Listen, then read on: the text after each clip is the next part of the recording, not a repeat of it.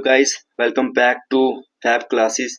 जैसे कि आप सब जानते हैं कि हमने कंप्यूटर के ऊपर इम्पोर्टेंट एमसीक्यू सीरीज स्टार्ट की हुई है और हमने जो है ऑपरेटिंग सिस्टम के ऊपर इम्पोर्टेंट एमसीक्यूज का जो है वीडियो लेक्चर शुरू किया हुआ है। उसके 2 पार्ट आ चुके हैं। आज हम उसी को कंक्लूड करेंगे अनदर 10 इम्पोर्टेंट एमसीक्यूज के साथ, जिसके साथ टोटल 40 क्वेश्चन हो जाएंगे, जो कि आपके आने वाले जितने भी आने वाले एग्जाम हैं उनके लिए बहुत ज्यादा क्या होंगे, बेनिफिशियल रहेंगे। तो बिना टाइम वेस्ट किए अपनी वीडियो को शुरू करते हैं। तो फर्स्ट क्वेश्चन है, what is the latest version of Android mention in the notes.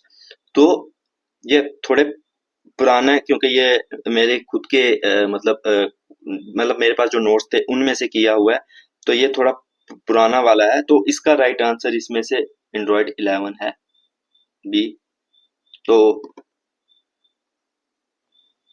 when was the latest Android versions in the note released। तो सिंपली तब मतलब सिंपली आप ऐसे याद रखिए कि Android 11 कब आया था, तो वो अक्टूबर 2021 में आया था। खैर, अब तो लेटेस्ट से क्वेश्चन आएंगे तो इसकी इतनी रेलेवेंस नहीं है। हाँ, बट अब ये इंपॉर्टेंट क्वेश्चन आया है। शिट, आंसर दिख गया था, बट कोई बात नहीं।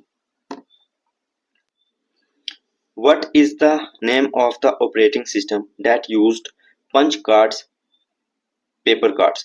तो सिंपली वो कौन सा ऑपरेटिंग सिस्टम था जो कि क्या यूज करता था, पंच कार्ड्स को, पेपर कार्ड्स को। अब आपने जब जनरेशन ऑफ कंप्यूटर्स पढ़ा होगा तो तब आपने ये पढ़ा होगा कि पंच कार्ड कब यूज होना स्टार्ट हुए वगैरह, ठीक है ना। तो अब वो कौन सा ऑपरेटिंग सिस्टम था जो कि पंच कार्ड और पेपर कार्ड को यूज करता था, batch operating system, real time operating system, single user operating system या यूनिक्स। तो सिंपली इसका राइट आंसर आएगा ए, बैच ऑपरेटिंग सिस्टम। ये कौन सा ऑपरेटिंग सिस्टम यूज करता था, पंच कार्ड्स और पेपर कार्ड्स, ठीक है ना। पंच कार्ड और पेपर कार्ड्स को ये यूज करता था।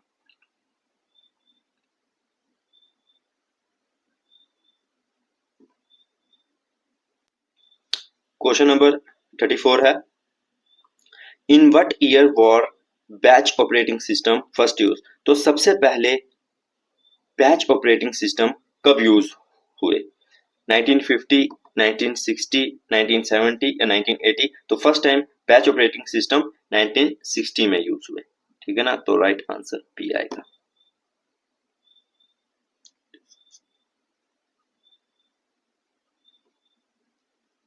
तो Linux is considered as an open source operating system. तो क्या Linux open source operating system है? तो राइट आंसर है ट्रू। लाइनक्स एक ओपन सोर्स ऑपरेटिंग सिस्टम है, ठीक है। तो ये आपको याद रखना है।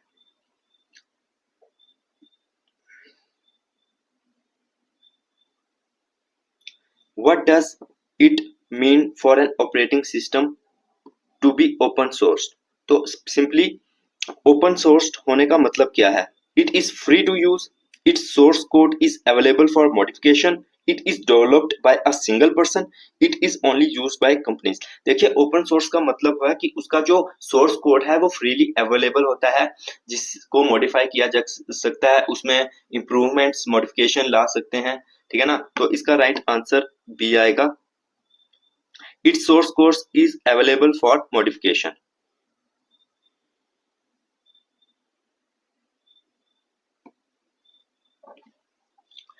Which of the following is not a variant of Linux। तो सिंपली Linux ऑपरेटिंग सिस्टम में से इनका कौन सा वेरिएंट नहीं है, Ubuntu, Debian, Red Hat, Mac OS। देखिए, Ubuntu, Debian और Red Hat ये तीनों तो Linux के ही हैं, ठीक है ना। बट Mac OS यह तो आप भी जानते हैं कि किसका है, ये एप्पल का है, ठीक है ना। ये एप्पल का है, तो इसका राइट आंसर डी आएगा। Okay,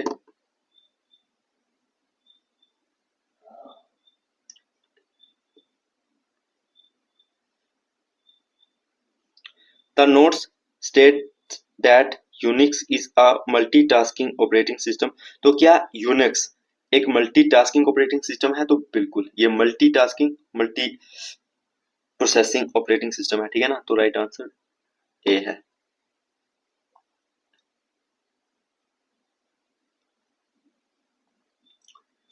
Is Unix an open source operating system according to the notes। तो सिंपली क्या यूनिक्स एक ओपन सोर्स ऑपरेटिंग सिस्टम है? तो नहीं, यूनिक्स जो है वो ओपन सोर्स नहीं है, ठीक है ना, वो क्लोज सोर्स है, ठीक है ना, प्रोप्राइटरी उसे कहते हैं, प्रोप्राइटरी ऑपरेटिंग सिस्टम, ठीक है ना, तो ये ओपन सोर्स नहीं है।